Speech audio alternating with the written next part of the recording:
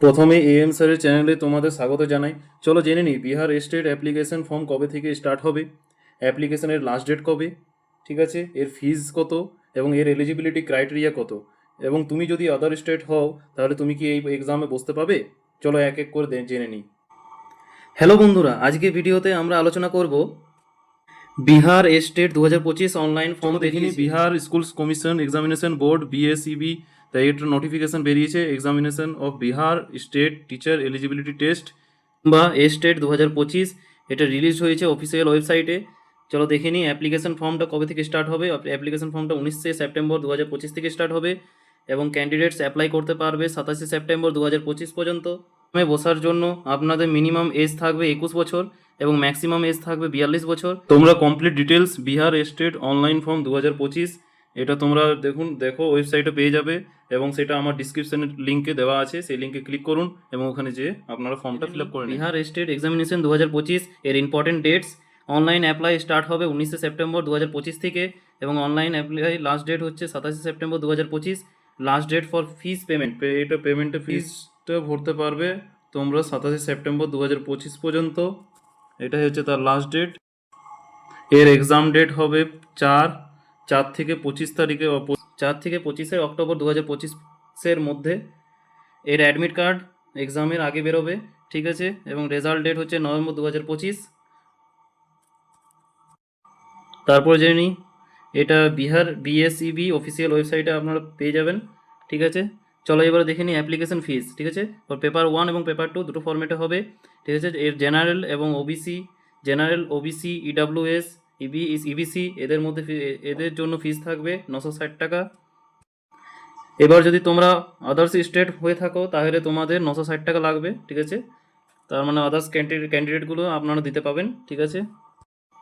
এবার দেখে নিই এসসি এসটি পিডাব্লিউডি এর ফিস কত, 760 টাকা, ঠিক আছে।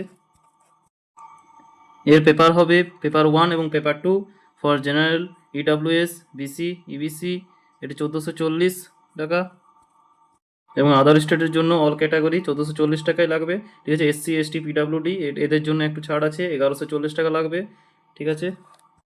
এবার চলো দেখে নিই পেমেন্ট মোডটা কিসে হবে। পেমেন্ট মোড সম্পূর্ণ অনলাইনে হবে, ঠিক আছে। ডেবিট কার্ডের মাধ্যমে হবে, ক্রেডিট কার্ডের মাধ্যমে হবে, ইন্টারনেট ব্যাঙ্কিংয়ের মাধ্যমে হবে, আইএমপিএস এর মাধ্যমে হবে, ক্যাশ ক্রেডিট এবং মোবাইল ওয়ালেটের মাধ্যমে হবে, ঠিক আছে।